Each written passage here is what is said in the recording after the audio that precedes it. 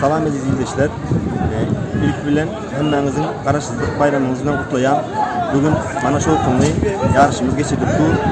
Bunun için Türkiye Respublikası'nda Türkmenistan'ın Başkonsolosluğu tarafından bulunan oyunlarımız için sağ olsun diyen hemmenizi bayramınızdan kutlayan kahraman arkadaşımızın canı sağ olsun. Şöyle mümkünçülükler verip oturan için ömrü uzak olsun, canı sağ olsun.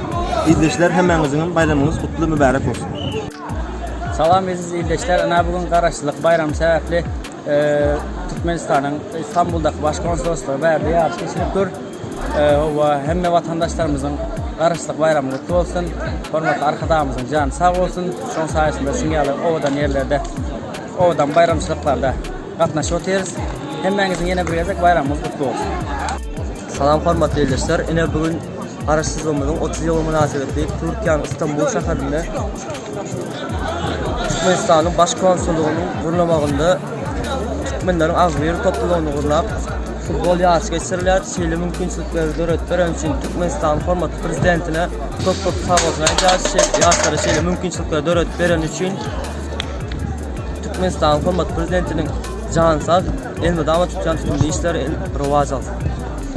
Karaşsızlığın 30 yılı şanına ahli Türkmen ayetini kutlayan diplomat bilen bunlara Türkmenistan hormatly prezidentine Türkiye Respublikası'nın da geçirilip ahli Türkmen ayetimizi ahli böyle işte yarışları beşleşip bırak verdiği için çok minnettarlık bildiririz. Hormatly prezidentimize canı sağ, işinde üstünlük